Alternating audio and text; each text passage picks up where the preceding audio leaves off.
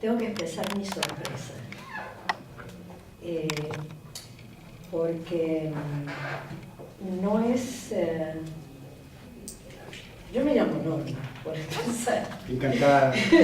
No es normal que en ámbitos psicoanalíticos uno se encuentre con la voluntad de hacerse preguntas,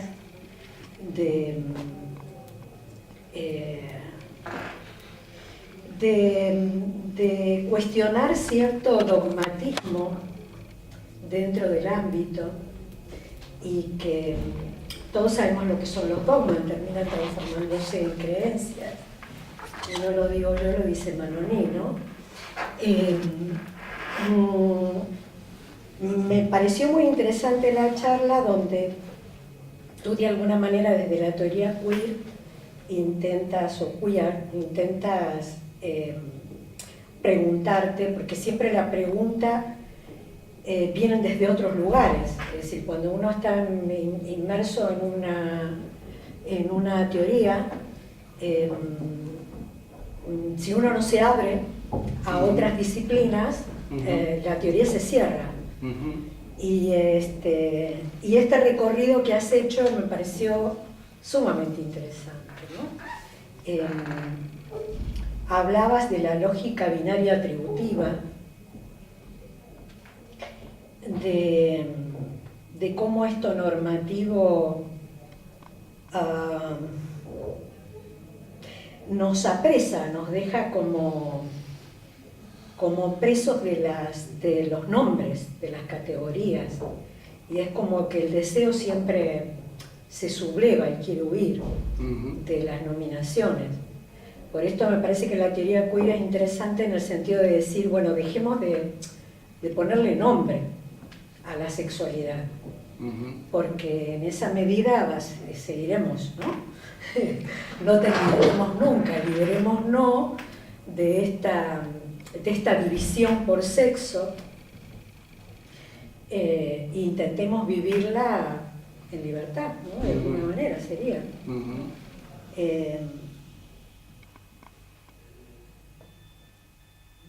Este último recorrido así por esta cuestión de la medicina, de teorizar en todo caso desde la reproducción, ¿no? Cómo hacer la línea reproducción, heterosexualidad y división de sexo, ¿no? Como que esta división de sexo está amañada, ¿no? a la heterosexualidad y a la reproducción, pero de alguna manera estos teóricos que nombras, como Beatriz Preciado o Foucault, intentan ir a hacer una historia del deseo, una historia del sexo, una historia del género, es decir, cuando de alguna manera se crea, de una manera así como fundacional desde lo médico-técnico, la categoría de género, ¿no? Respondiendo a ciertos intereses, ¿no? En ese momento de modificar, de cómo desde la ciencia se puede modificar esta intersexualidad, ¿no? Es decir, cómo le sirve a Moni el tema de alguna manera de hacer visible esta categoría de género y con esto reafirmarla para poder hacer el cambio de sexo, ¿no? Y cómo después se engancha esta cuestión de lo legal para continuar en ese sentido, porque si uno escucha a Beatriz Preciado, ella no cree que hay que cambiarse, que hay que hacerse la cirugía, digamos, para hacer todo lo contrario. Esta teoría queer viene por otro lado, viene por la cuestión de poder romper con las identidades, como una cuestión liberadora, ¿no? Nada, estoy encantada con esta charla. Muchas gracias. ¿Cuál es tu práctica? ¿A qué te dedicas? Bueno, yo soy psicóloga, psicóloga clínica, en aquel momento cuando mis estudios son en Argentina. Y bueno, he pasado por hospitales, Lo que pasa es que mi práctica ha sido un poco más... bueno, lo último que he estudiado ha sido género, ha sido esquizoanálisis. Y bueno, mi recorrido, si he pasado por Freud, Lacan, bueno, todo lo que... los análisis institucionales, es decir, soy vieja. Tengo unos años. Y claro, y últimamente vengo escuchando mucho a Beatriz Preciado, a Paul Preciado, sin la cirugía. Porque bueno, me cuelo en los seminarios del PEI, que son abiertos, y estoy muy... Bueno, yo te agradezco, digamos, lo que has dicho de la exposición. Yo creo que este ha sido mi espíritu desde el comienzo. Yo llevo ya muchos años luchando contra ciertas posiciones fosilizadas dentro del psicoanálisis, sobre todo en este aspecto y en muchos otros. Desgraciadamente, lo que más se resiste al cambio en este momento son los propios psicoanalistas. Exacto. Y esto, bueno, es un largo tema que no es el lugar para debatirlo, pero sí me importaba tomar la cuestión del sexo para mostrar cierto esquematismo simplista que aún se sostiene desde dentro del psicoanálisis. Creo que muchas veces los psicoanalistas se quejan de la ausencia de demandas y de la falta de trabajo, pero yo creo que no todo hay que ir a buscarlo fuera del propio campo. Muchas cosas suceden en la sociedad, evidentemente, en la cultura, si nadie puede negar la intromisión del discurso médico en diversos temas, el uso y el abuso de las pastillas de todo tipo. No estoy hablando solamente de los psicofármacos, sino de todo tipo que los seres humanos consumen a diario, la cantidad de dinero que esto cuesta a los organismos públicos, el crecimiento de la industria farmacéutica, las prácticas casi sin fundamento que se realizan en el campo de la psicología, que no hablemos de la fábrica de médicos y psicólogos, me refiero a la universidad, al deterioro que viene sufriendo desde décadas el sistema educativo en general, pero además de todas estas cuestiones externas, existe la tenaz resistencia de los psicoanalistas a movilizar sus pensamientos y sus ideas, a movilizarlas, es decir, a salir de los esquematismos, a pensar y reflexionar con amigos, colegas dentro del propio campo, lo que debemos reflexionar entre ellos es la cuestión del sexo. Yo sigo pensando que el discurso médico no es ajeno al discurso psicoanalítico, en el sentido que se ha entrometido, se ha metido en el discurso psicoanalítico, el discurso médico. A veces uno se pone a ver los 4 discursos de Lacan y pareciera que fueran 4 discursos separados, en donde no hubiera ligazón entre unos y otros, no hubiera intromisión, no hubiera mezcla, no hubiera compromisos entre unos y otros, como si todo fuera una forma de rigidez y que últimamente se ha ido gestando dentro de la cabeza de los psicoanalistas. Palabras que se reiteran, términos que a veces se usan sin saber por qué se usan, una mirada que no tiene matices. Todo esto, yo creo que el tema del sexo ha llevado a que yo ponga sobre la mesa que la diferencia de los sexos va más allá del macho, hembra, masculino, femenino, heterosexualidad, homosexualidad. Y que evidentemente, si tomamos el eje normativo, todo lo que no caiga dentro de ese eje, que es la heterosexualidad, era considerado y se sigue considerando dentro del campo del pensamiento psicoanalítico, no digo por todos los psicoanalistas ni mucho menos, pero tiene su influencia importante, porque cuando uno empieza a trabajar con ellos digamos, en supervisiones o dialogar con ellos en diferentes momentos, uno se da cuenta de la rigidez que existe en torno a esto y la manera de patologizar la vida humana. Y bueno, te agradezco las palabras, yo me siento gratamente reconocido por lo que has dicho y bueno, esta lucha hay que seguirla. No se termina aquí. Bueno, pero la lectura de Foucault abre la mirada. Bueno, sí, es claro. Acá hay aquí en Cataluña hay una persona que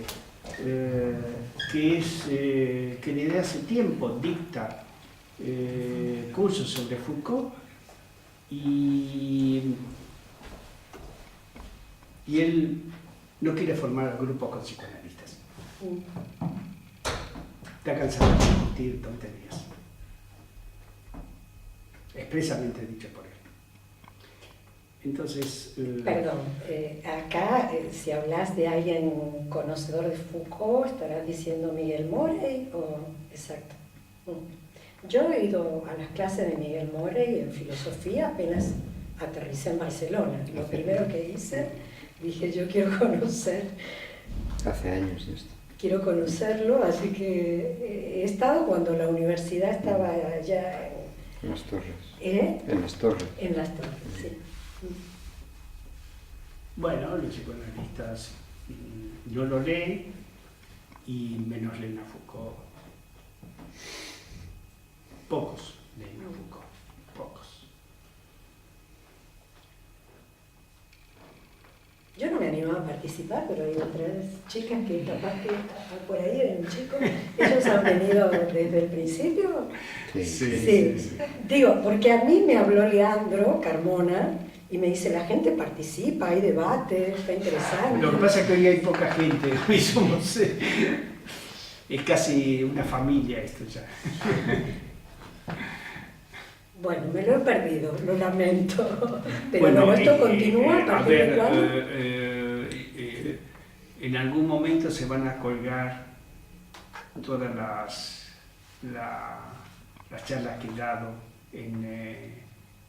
grabación en audio están todas. En el audio están allí. En audio todas menos una, aquella que no se grabó, que pesa mucho. Sí. Y hay que... La sexta, la penúltima. Pero las demás están. Las demás están. Sí, en audio. Es decir, que si lo buscas en Cefrons, sí. Ahí están colgadas. Y están también colgados los otros seminarios que son. El de las pasiones no tanto. Sí. ¿Sí está todo? Bien, sí. ¿Cuándo continúa esto, perdón? El tercer jueves. Tercer jueves. Ah, seguimos, no hay corte. El tercer jueves del próximo mes. Como hablaban El de que una dijo la segunda verdad etapa, soy yo. digo, tal vez... Yo me retiro. Ah, porque tú no estarás en... Estaré allí con ustedes. Bien. Estaré escuchando.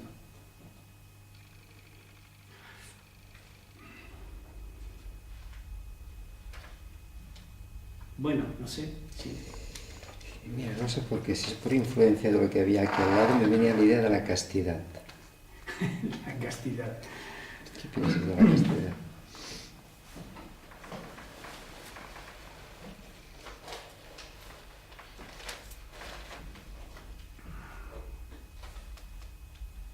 Porque también Bueno. es toda una corriente de moda, hubo toda una corriente en Estados Unidos, aquí no ha llegado tanto. ¿Qué cosa? ¿De corriente? No, sobre la castidad, sobre el valor, bueno, propiciar la castidad, la no relación sexual.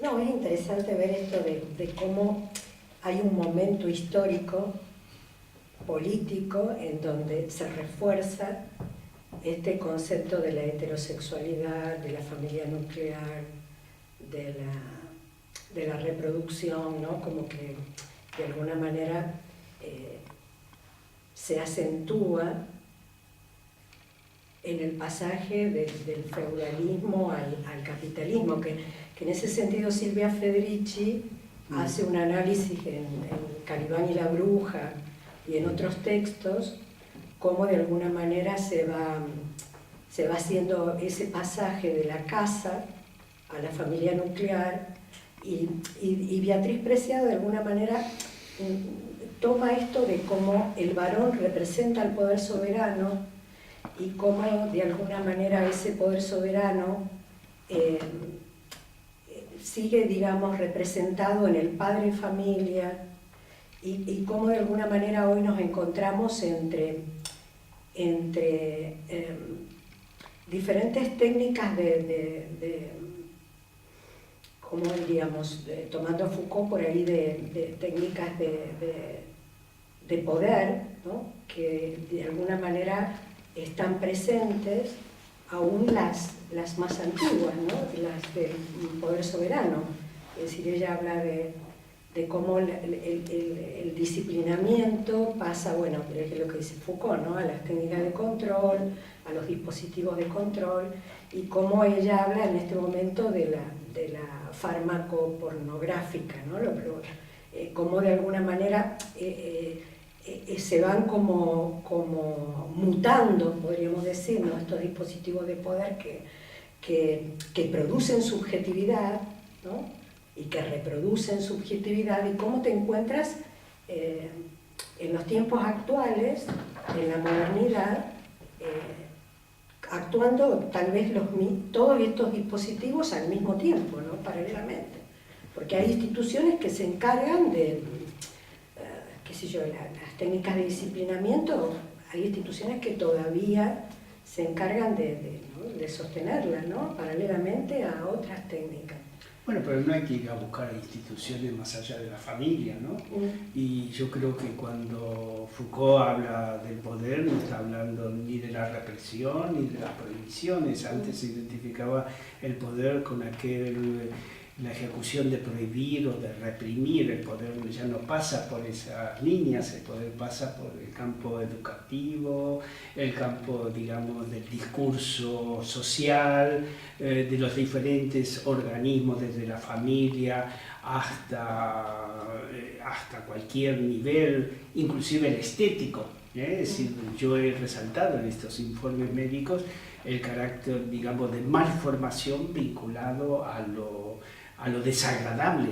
La estética también está funcionando en relación, y ya lo sabemos, a través de los fenómenos imaginarios que se están produciendo en los sujetos, es decir, desde las curas de adelgazamiento, las dietas, todo esto son discursos del poder.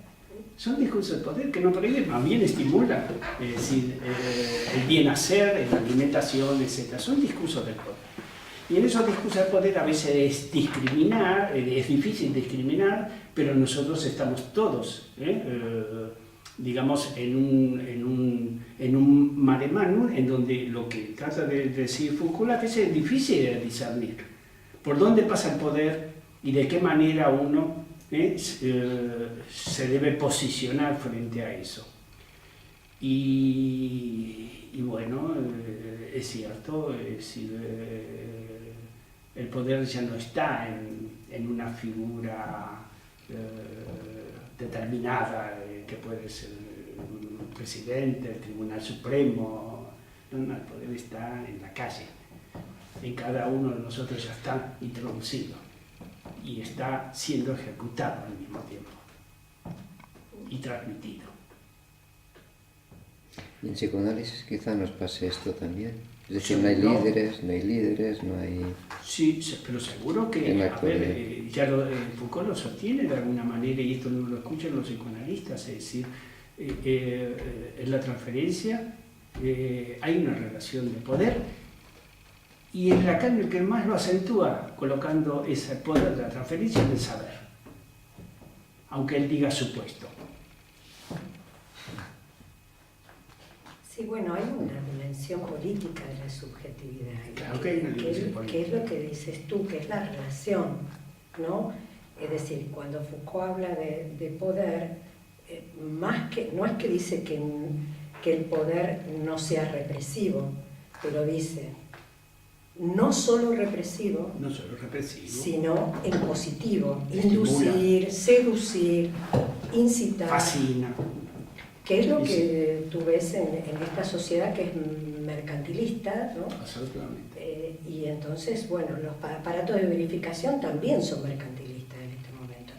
Esto lo dice Beatriz Preciado también, ¿no? Cuando habla de estos dispositivos fármacos pornográficos, ¿no?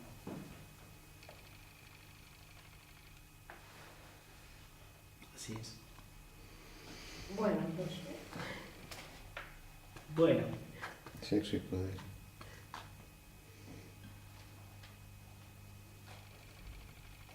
Hay temas engorrosos, ¿no? sobre esta cuestión, ¿no? Es decir, ahora se comienza a discutir el lugar que social de la prostitución, ¿no? Tiembla todo el mundo ahí cuando...